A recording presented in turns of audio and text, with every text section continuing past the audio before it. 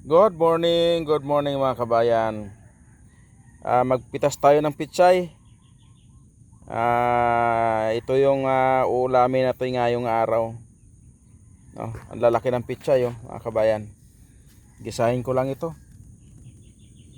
Haluan natin ng sardinas, pwede na ito. Mga kabayan. Lalaki ng pitsay ko. Ito yung pipitasin natin ngayong umaga mga kabayan. Tapos haluan ko ng sardinas. Sariwang sariwa yung pitsay na aking pipitasin. Ito mga kabayan. Yan. Piliin natin yung mga malalaki. Kasi pagka tumagal-tagal pa to ng mga ilang araw, oversize na lalo ito. Sobra-sobra na ito sa laki niya.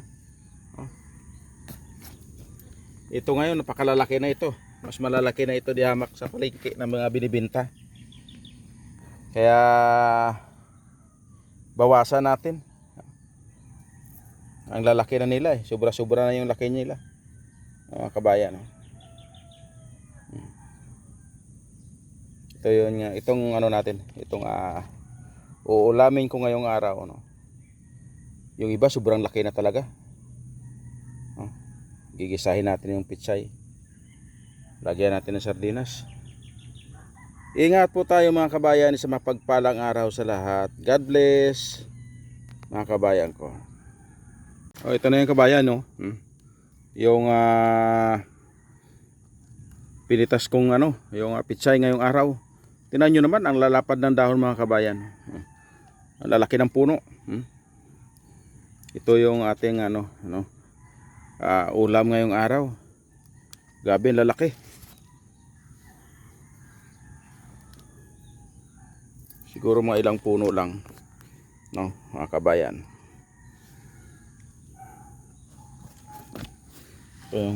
Tingnan mo ito, tingnan nyo mga kabayan.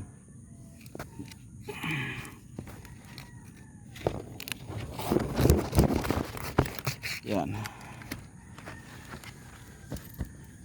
Lalaki.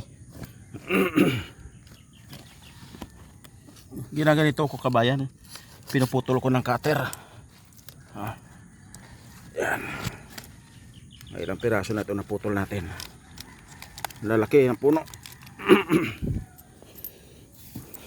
Ito na. Apat na ito. Malalaki na nga Ito napakalaki talaga. Ginaganito ko kabayan, pinuputol ko ng cutter sa punuan. Kung makikita nyo. Yan yan. Ito ko na binubunot kasi pag binunot mo may kasamang lupa. Tingnan nyo. May lupa pa nga rin. Dahil tanggalin na lang natin.